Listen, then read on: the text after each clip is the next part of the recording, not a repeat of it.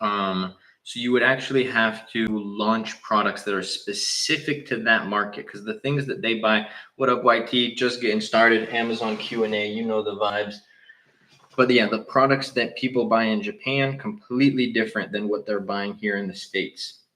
What are you selling? All types of products. I don't share the exact products that I launch for, I would think, obvious reasons, but my top categories: home and kitchen, health and household, office products, baby products, toys, and games. What would you say the deadline is to get?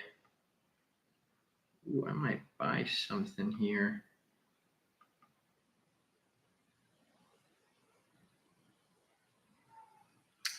Oh, do I do this?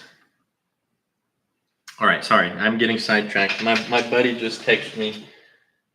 Actually, I don't want to say that because I don't want people to know where I am. But I might be having some unexpected plans this weekend. Sorry, I like to have the lights on. It adds a little level to the live, so we're gonna do that. What would you say the deadline for getting all your reviews in before ads for Q4? I mean, I really think Q4, like January, unless you have like more of a fall geared product, I think that Q4 really starts during like November. October is a great month too, but like things really gear up in November. I've been doing this for a little over 6 years, Mohammed. Are you a co-owner? So for some of the brands, yes. This is Birds. I'm on my main account. I think I could launch 3 more products by January. How many products? You've already launched a product though, right, Bird? How do you constantly think of ways of optimizing without just saying experience? This is a great question. Based on the market. So I'm stuck at a 10 to 12% CVR. It's slowly climbing week to week by tenths of a decibel, but not significant. That's good though. That's the thing. So it's going to be based on the market, making improvements and optimizations, like market trends, right? Like what's important to the customer at that time. I was speaking with somebody who has the #1 bestseller badge for I believe it's a dog hair roller. It's like 192,000 reviews, been selling on Amazon longer than I have, I think like 11 years. And he was like, we're constantly optimizing our listing based on like what's happening in the market right now, what's talked about in the market right now. So that would be one thing. Also going in and as much as you can learn from the established competition, you can also learn things from the up and coming competition as well. So like if you see a listing that just launches and they start crushing it right out of the gate, like what are they doing right that I can take ideas from? And then another thing is going to be just testing different things. Like you can almost never say like definitively, if I do this, it's going to make improvements. You always have to test, right? So maybe this image will do well, but I have to test this main image in order to see if it will do well.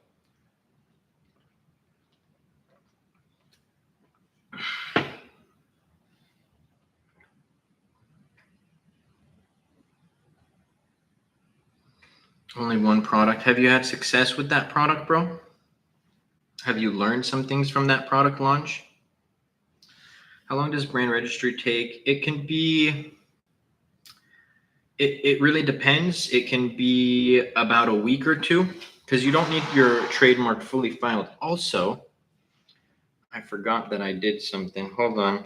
I bought something today. Well, yesterday. It just came in. Hold on, let's get it to work. Let's see if I even like using this thing. Do I like this? Hands-free. I guess it's the same on my laptop. I used to just have it sitting on my laptop, but I've got a new phone holder.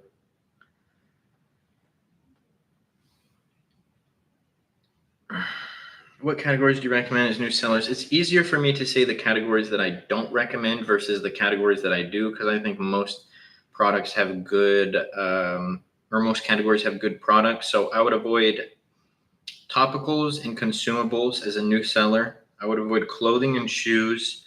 I would avoid fragile items. I would avoid electronic products. I would avoid trending and seasonal items. And personally, I would stay away from jewelry. Neither, Muhammad. I own my own brands, brother. Are food plus health and beauty only gated categories, or are there more? There's toys and games and baby products. Those are going to be your and it's not called gated. You need extra approvals because it's not the same as getting ungated for like arbitrage or wholesale. You have to provide certain safety tests to sell these products because Amazon is a business in itself. They want to protect their platform. They want to protect their customers. Amazon cares more about their customers than they do their sellers. So they want to make sure that customers aren't buying any like things that are going to harm them, things that are safe to use. So that's where those approvals come in. Toys and baby products, baby products and toys for kids under the age of 12 require other approvals, but those are super easy to get. You'll usually get those approval tests from your manufacturer. I think I like this phone stand, to be honest with you.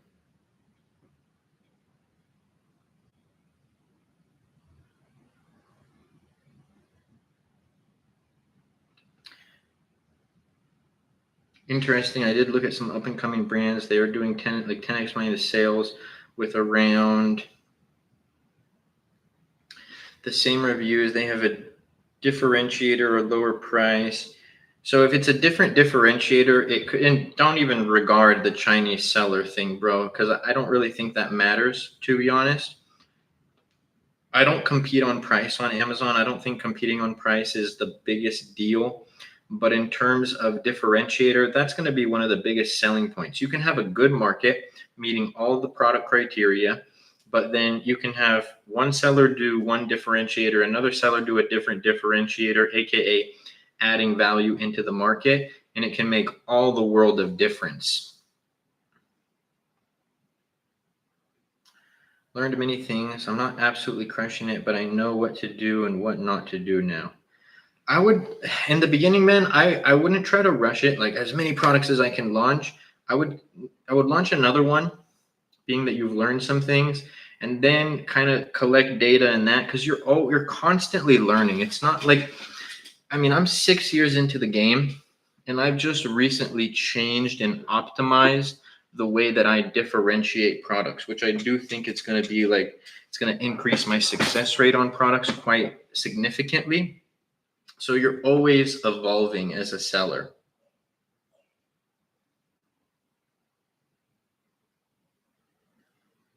How long does it take to get your sales moving once you get started? It's going to be different for everybody. So it's going to matter on the actual product that you launched. It's going to matter about the differentiator that you chose. It's going to matter about the reviews that you get. And then it's also going to matter on your PPC strategy / your product listing. So PPC ads are there to gain traffic to your product, but your listing is what turns that traffic, your listing and your differentiator, which you can't change your differentiator on the order that you first launched with. So let's talk listing. Your listing is what's going to convert those people into sales.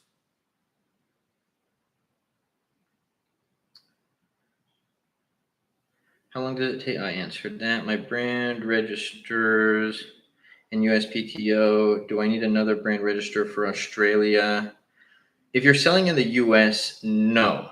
If you're selling in Australia, yes.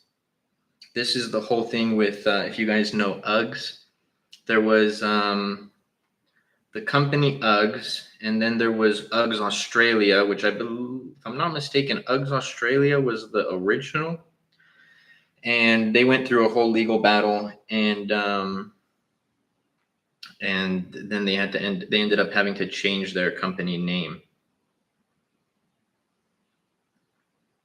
What up, Alex?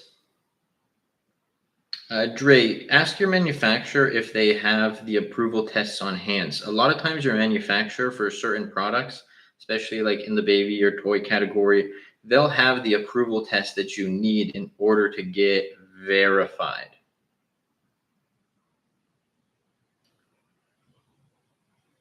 Luckman, thank you so much for sharing the live. I haven't been active in the group or calls due to my personal concerns, but I'd love to chat with you. one-on-one about this product potential. Yeah, man. Every student gets a one-on-one call. So feel free to message me to cash that in. ZL, thank you so much for the follow. This is a sign. It's always a sign. Go watch my video I posted yesterday too. That might be more of a sign.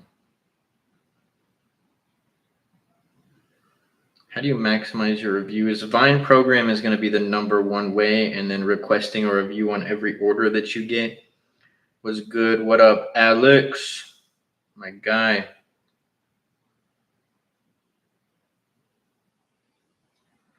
I have sold over 10 million on Amazon in 3 years. Nice, man. That's sweet. If it's truthful, but I'll give you the benefit of the doubt. Sweet.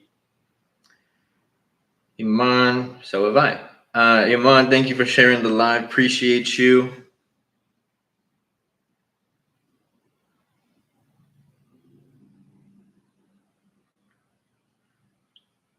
How do you use new AI Amazon make for the listing creation?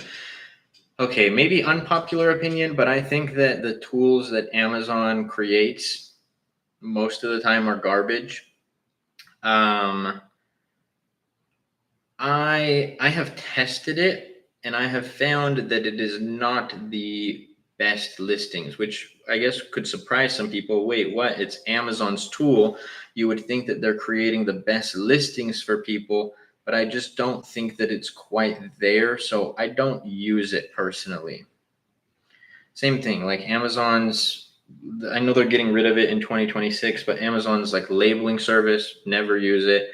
Amazon shipping service, never use it. I used to use the IP Accelerator program, but not anymore.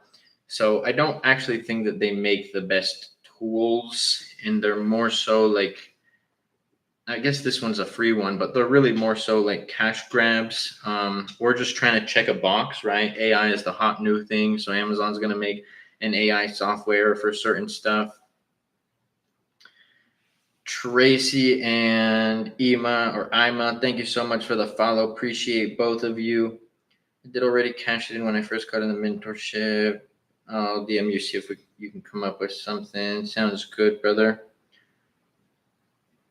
When can I expect to be profitable for private label? It's hard to get many conversions because I only have 23 reviews. That's a good start, Zoya. That is a really good start. Number one. Number two, you have to look to your product listing. So I don't know if you were just in the live when I said it, but PPC ads are going to drive traffic to your listing. Your listing itself is going to turn that traffic into sales. So think about when you're purchasing a product on Amazon. Yes, you're buying the product. Yes, you're buying the differentiator in the value. I would say that comes before anything, probably the value over everything. But what actually makes you buy a product aside from the differentiator is the listing.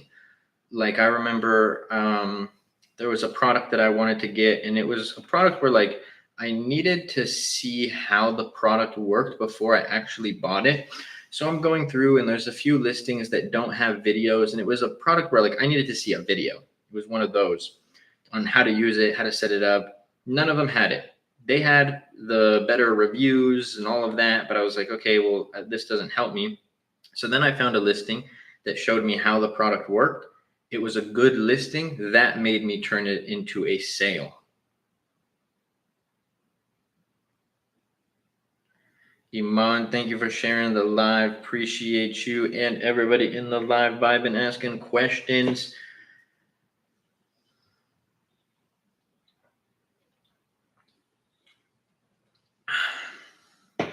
Alex reposted. You could repost lives? That's sweet. Does changing and adjusting bids throughout the day mess with the algorithm? Yes and no. If you're doing it every day, yes. If you do it like once a week or once every other week, no. But yeah, if you're optimizing it every day, that should be a no-go. Agree, you need a tool to check for your competitor's keyword for indexing. Yes.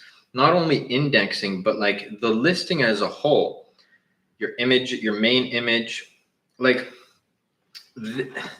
there's a lot of aspects to selling on Amazon. And one of the big things that I think a lot of beginners kind of fall short on, aside from differentiation, is the product listing has a multiple different elements, right? So your main image should catch the customer's eye, as well as have an element that catches the customer's eye pop out on the page, right? And then your infographics should explain every single aspect about the product just by them looking at the images. So good infographics. And where like I probably disagree with some sellers is like people are like a mix of lifestyle and infographics. I don't agree with this. You should have lifestyle images, but make those lifestyle images into infographics. So like that goes like let's use a whiteboard. It's a easier example. Like if I'm the customer, I want to know the dimensions of the whiteboard. I want to know everything that's included in the product that I'm buying. I want to know the features of the product. I want to know how this product compares to other products in the market. And then you have the SEO side, search engine optimization. So yeah, you need to have important keywords throughout your title, your bullet points, your description, because if you're not indexing, that's why I love the tool Data Dive. If we get to 4K likes and 30 shares, we'll hop into Data Dive on the live right now and show y'all kind of what I mean and how to set up your listing and how to kind of look at gaps in the market that you can fill. So make sure you like that live and share the live. But that's why I love tools like that, because you're able to see like, am I even ranking on this keyword? Like people will dump money into PPC kind of like willy-nilly, frivolously, and not understand what that's doing to their product. It's 2025, bro.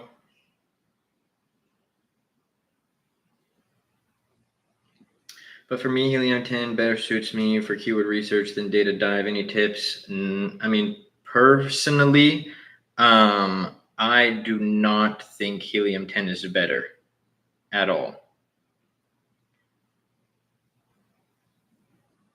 I'm a Helium 10 affiliate, and I don't think Helium 10 is better than Data Dive. And if we get to our like and share goal, I'll kind of jump inside and show y'all how Data Dive is better, because Helium 10, I just think that they're slacking ever since they got bought by private equity.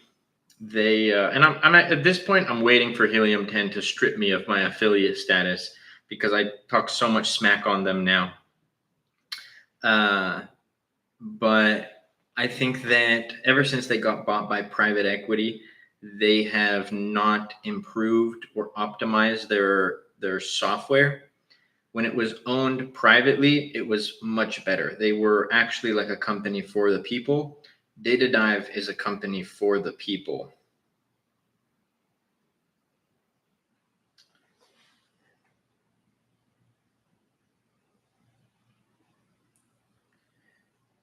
Is averaging between 40 to 60 organic rank on the main keyword on relevant terms? There's only few keywords where I broke top 30. You got to get past that 40 mark, to be honest, L. That's going to be ideal. To be honest, your goal for every keyword should be to break at least the top 20. If you want to be an all-star, breaking the top 10. If you want to be elite, breaking the top 5.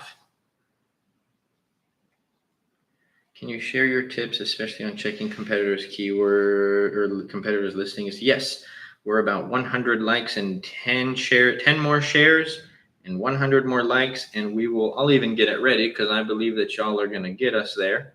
So I'll get it ready right now. And I will show you inside on how to like find gaps inside of the marketplace. Excuse me.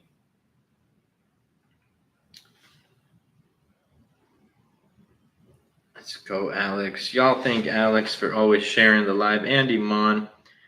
the two top shares in the TikTok live, no doubt about it. So let's do it. All right, we're at 4.2. Let me pull up this data for everybody.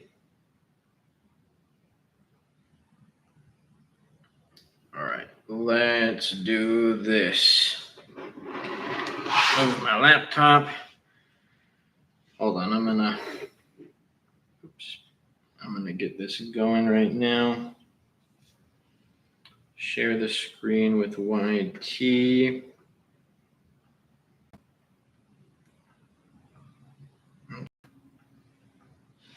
And then flip this around. Actually, I think with this new stand, I don't even need to hold my phone. Hold on. Oh, let's go. Data dive subscription is expensive, so our company limits our usage. They have the $40 a month option, bro. And you can still do all of these things with that. Okay. Oh man, this stand is great. You guys can't really see as much. I can back this up. Okay. So here we're inside Data Dive. I have this basketball game pulled up. This is the master keyword list here. All right. So it's going to show you your top competitors, and then you're going to be able, let's pretend that this one right here was our product. We're going to pin it so it brings it to the front of the list. And then it's going to give you all these different search terms. And what I like about Data Dive is that it's going to give you, like with Helium 10, if you notice when you do keyword research, it pumps a bunch of keywords in here, but a lot of them are super irrelevant, right? Like I remember when I would search something like, let's say candle, it's going to give me these super broad keywords like office decor. Like I'm not going to be focusing on those. Like, yeah, it might be good to index on them, but you're only going to take those keywords so far when you're starting. Those are more for like people who are, at the top to start indexing on. But so here's going to show the data. Let me break down this data for you guys. So we have right here, we have keywords on page 1 where my mouse is here. So, and I'm going to break that down. We have search volume on page 1. I'll break that down. And then we have outlier search volume. So first, let's start with search volume on page 1. When we look at our listing, which it's not actually mine, but I'm using an example. On page 1, we have 30, actually, hold on, let's backtrack again. Let me show something else. So when I look at my revenue, again, this is not my product, I'm using it as an example. We're doing $12,000 a month. Not terrible, not an all-star quite yet.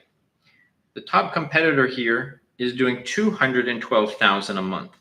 So I asked myself, why is there such a big gap between me and this other competitor? So when we go to search volume on page 1, I see that I have 39,512 worth of search volume on page 1. My competitor has 85,271 search volume on page 1. Search volume is if like we added the search volume for all of these search terms and keywords, and then they were ranking on page 1 for them. And then, so this is our master keyword list. We also have up here outlier search volume. So we see on outlier search volume, on page 1, we rank for 3,113. They rank for 5,249,000. So we can go over here. We have our master keyword list, and then we have outliers. So these are going to be all of our These are going to be all of our outlier keywords. So things like game room games, basketball toys, indoor games, arcade games. We can organize it by most search volume to least. We see that there's 5.7 million search volume just for the outliers alone. And this is going to be more generic. So like toys for boys, sports and outdoors, boy toys, kid, 6-year-old birthday gift. So there's a lot of outlier search volume here that our main competitor, like we saw with their outlier search volume, is ranking for. Huge. This is, what is this, like 1,000x or more?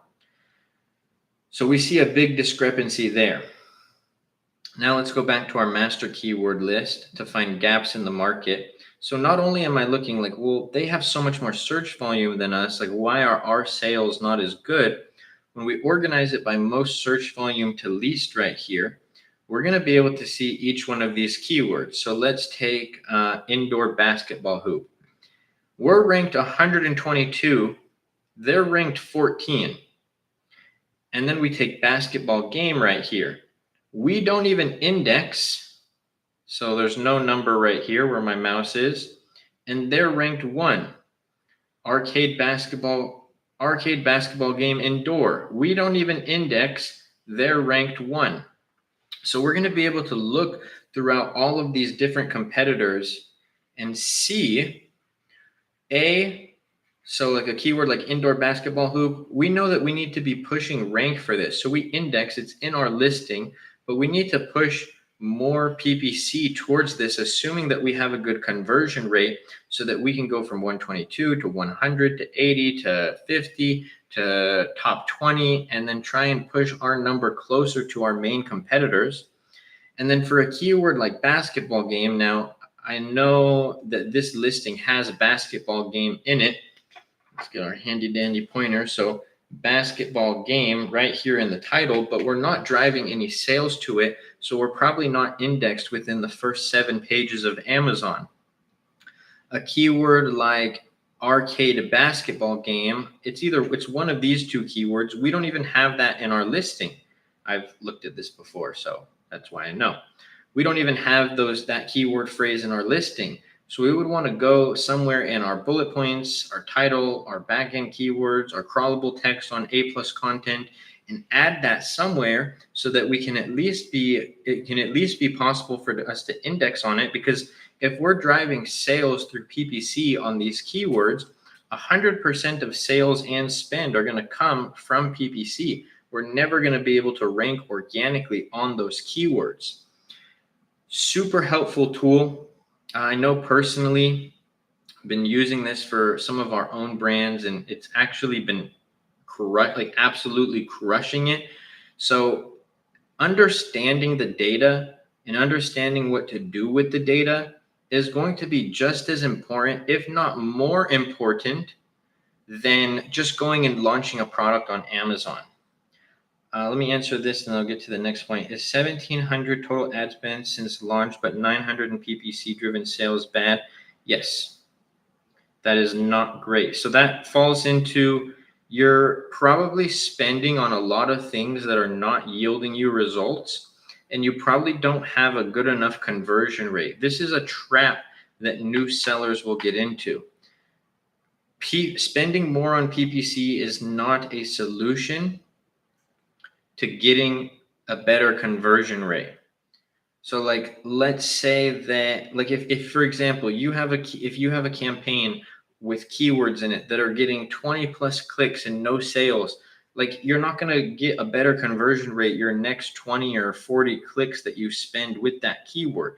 You have to go back to the drawing board and see, why am I not converting on this keyword? Am I not am I not even building rank on that keyword? If you have no sales, you're likely not going to be building rank. But then you probably have, because you have 900 in PPC driven sales, you have things that are probably working. Allocate more of your budget towards what's working. Test different things. Use a tool like this to see, like, okay, maybe I convert well on indoor basketball hoop, but I'm not driving enough traffic through PPC. So you can start one at a time. And so I'll go and drive more traffic to that, but maybe I'm not converting well on basketball game. I have, 25, 30 clicks and no sales. Cut that. Not cut it forever, because that's going to fall into, you need to go push for more reviews, as well as you need to optimize your product listing. But you don't want to just keep spending, because a trap that some new sellers will fall into is that they spend so much on PPC, they're at such a loss, but they keep spending. And then all of a sudden, they've dug themselves into a negative hole in terms of money.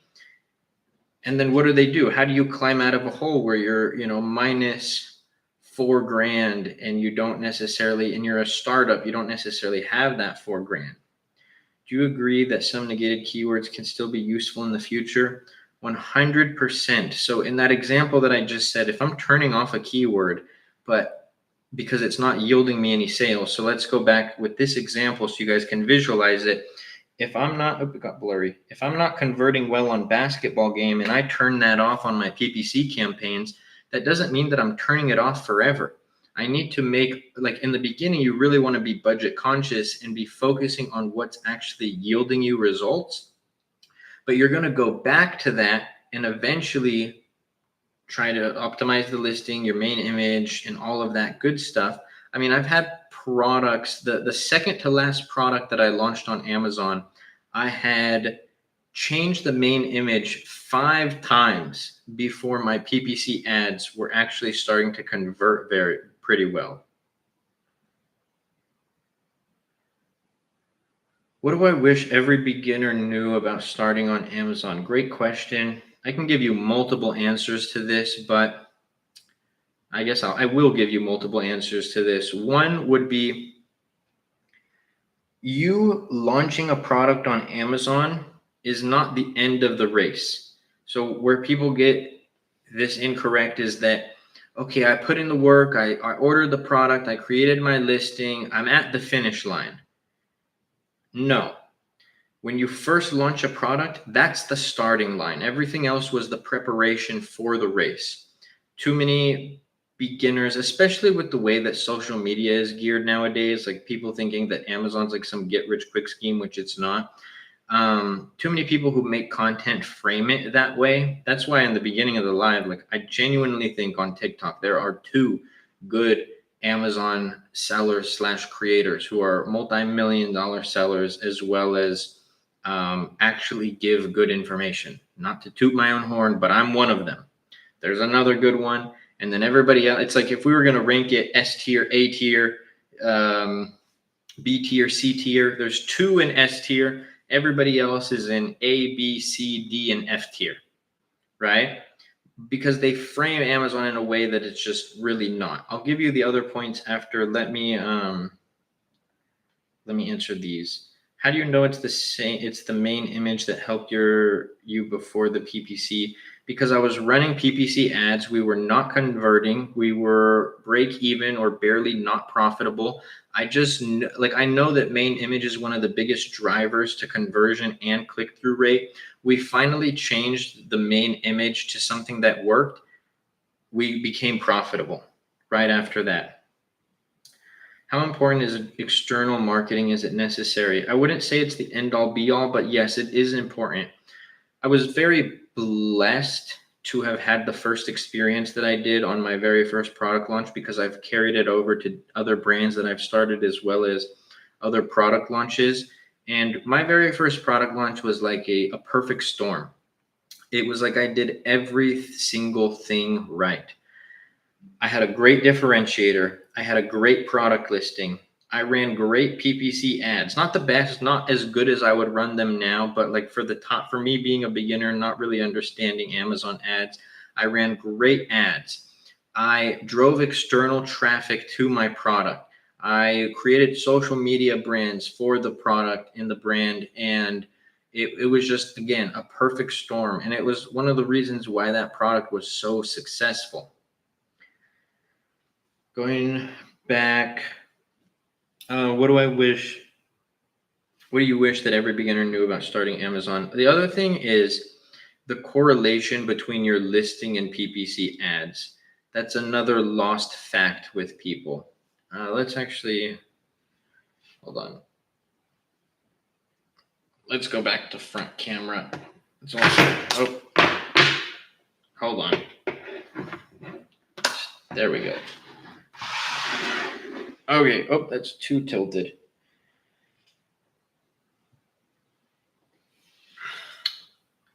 And let's stop sharing. Okay. But understanding the correlation between your listing and your ads. too many people will be like, okay, my first version of my listing, I have a good title. I think it's good. I think the main image is good. I think the title is good. But what they don't realize is an expression, the market is the market is the market. What does that mean? It doesn't matter if you think your differentiator is good. It doesn't matter if you think your product listing is good. It doesn't matter if you think your title is good. The market ultimately decides what is good and what is not. Also, Rayon in the YT chat, I appreciate you, brother. What is your target ACOS or tacos? Which one of the two is to prioritize? I prioritize tacos over ACOS because it's going to show you your actual profitability. If I have a 30% profit margin on a product with a 35 or 40% ACOS, I can still be profitable because you've heard people say your ACOS should be less than or equal to your profit margin. I believe that's true for your tacos, right? Now, if you have multiple different products on your account, you need to break down tacos based on each one of those products. So if I sell a baby pacifier and then I sell a magnetic block set, I can't necessarily just look at it's good to see if your account overall is profitable, but maybe I have a 7% tacos on one and then like a 20 something percent tacos on the other. I need to be able to see that data. Would strike through price work if I put the sale price at a higher number with a coupon stacked, get several sales from it, then lower the price? Would that activate strike through? Yes. I've heard someone say it doesn't matter what your opinion is, it's the market's opinion that matters. Exactly. That's the expression. The market is the market is the market in one thing, in a more simple term. So 100%, your opinion does not matter. Business doesn't care about your opinion. It only cares about the data and the facts. If one seller has 1K reviews, but other sellers only have 500, is that a bad sign? No, not necessarily. Now, if you had multiple sellers in the top 10 over 1,000, then not great. Damn, well, time was wasted. Could have done that a month ago, LMAO. It's all good, L. That's the beauty of business, bro. You are always able to improve and optimize, right? You're not married to your past mistakes or I coulda, shoulda, coulda, woulda. I think that's a silly thing to think in business. Like I could have done this, I could have done that. It is what it is, and you learn from it. It actually makes you a better entrepreneur.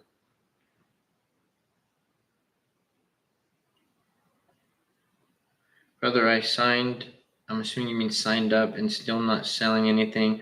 I have a little bit of afraid to make mistakes. You can't be afraid to make mistakes. And the reason that I say that is because I've made every mistake that you could possibly think of when it comes to selling on Amazon. And I'm still wildly profitable and thank you God, successful selling on Amazon. So don't be fearful of the mistakes. Like I just was telling Elle, the mistakes are what make you a better entrepreneur as long as you learn from them. Now, if you make a mistake and then go do the same exact thing over and over and over again, yeah, maybe mistakes are not good. But if you make a mistake and you learn from it and then you become better on the other end and then you make changes and optimizations because of that mistake, that's not a bad thing. Find me a business person who has never made a mistake. Find me a business person who has never had a failure. Find me anybody in any professional field who has not experienced loss or defeat or adversity. It's what happens when you're trying to evolve to the next level. We have two choices. You be comfortable or you be great. How frequent do you optimize your listing? It really depends. Like not always, but I'll go in and check for SEO optimizations probably like once a month. If I'm not converting, I will continue to optimize until my product is performing well. Anyway, you wait until time period hits so metrics easily track to see if changes made were positive or negative. Yeah, but you're going to base it on data. So like, let's say I'm running 5 different keywords and just one campaign to keep it simple. I make a change and then I get 20 clicks on each one of those keywords. you'll be able to see whether it's performing good or not, the change that you made.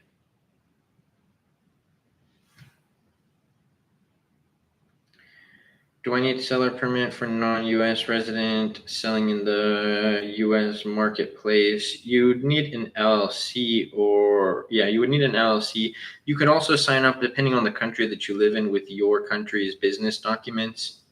I use helium-10 for products, but market price always seems to decline in around 3 months. Yeah, average price is almost always going to decline, especially for super generic products, because you have people trying to compete on price. But if you're not competing on price, then that shouldn't really matter to you as much.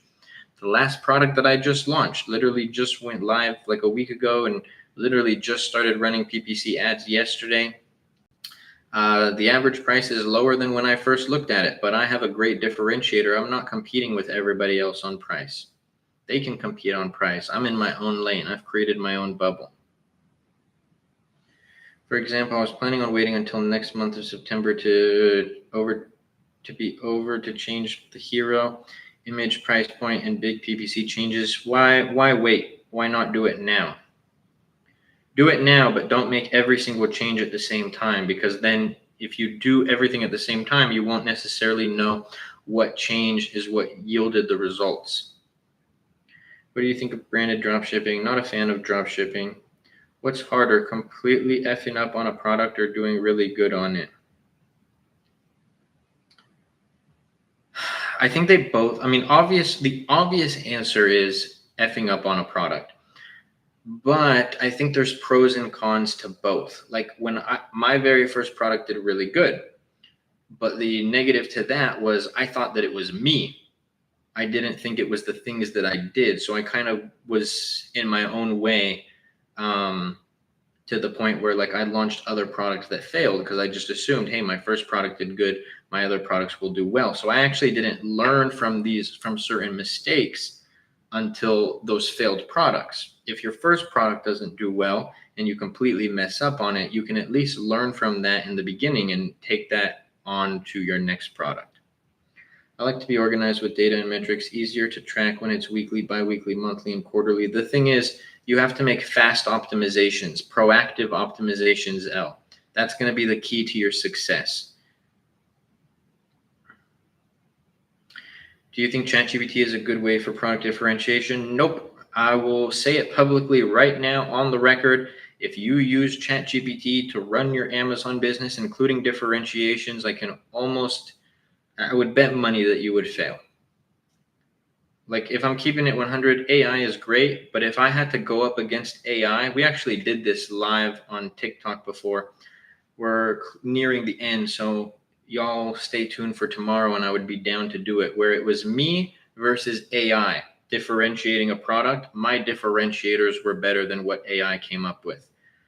I will beat AI when it comes to Amazon selling. AI will beat me on virtually everything else in life.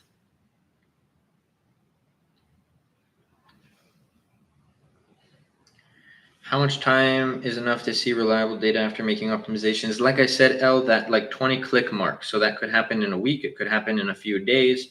Generally, you'll know within a week. When selling a product, should always be super cautious or confident on some of them? You should always, a mixture of both. You should be confident in what you're doing if you're doing it the right way, but not overly confident to where you make silly mistakes. It's kind of like, maybe a bad example, but it's like if you're rock climbing, right? You're not going to be so cautious to the point where you're like, I'm going to fall off. But you're also going to be cautious to not make any mistakes, but you're going to be confident in your ability to do it. I'd say it's better to give you organized metrics, but don't let make decisions for you. Are you talking about AI? Or what are you talking about? Do you base differentiation on what reviews say, or another way? Reviews is one of them, but also based on like what I see in the market. I'm analyzing all competitors. I'm analyzing what's doing well, gaps in the market, things that other sellers aren't doing. So it's going to be a mixture of all of these things all simultaneously.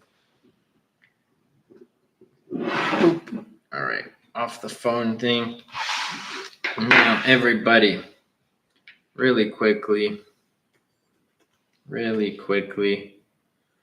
been given an hour of straight value. Y'all, I post a lot of free content on the TikTok page, right? Make sure y'all take advantage of that, as well as these lives. It's always good when people are asking questions in the live. But for those who wanted a more in-depth guide, AMZ Masterclass in the TikTok bio, I would watch this video right here. And then you guys can also see right here everything that you'll get inside of the AMZ Masterclass. Whole ecosystem for Amazon sellers right here. Anybody who is interested, you would click yes, I want to apply, and then you would go through this quick questionnaire right here. Once you fill it out, you'll be, if you qualify for the program, because we do deny most people who join or try to apply, you'll be prompted to book a time and date to get on a call with my onboarding coach, Adam, who's going to be able to answer any questions that you have about the program, help create a unique plan for your unique situation. Can you change a product based on reviews, on what the reviews are saying, or you have to start again? You can make optimizations to a product on future orders, yes. But on that note, everybody, it's been a great live. Like I said, make sure to go show some love to the last few videos posted. For those who wanted direct access to me and a more in-depth guide, like my guy Ellen here, my guy Alex, who's also in the live, make sure to check out the AMZ Masterclass in the TikTok bio. Promotions can help, but it's a temporary solution to a problem. So all the other things that we talked about are going to matter way more, because you're not going to run a coupon or a promotion forever. But God bless you all. Check out the AMZ Masterclass. Also posted a brand new YT video today. Make sure you go check that out as well. And I will see y'all soon.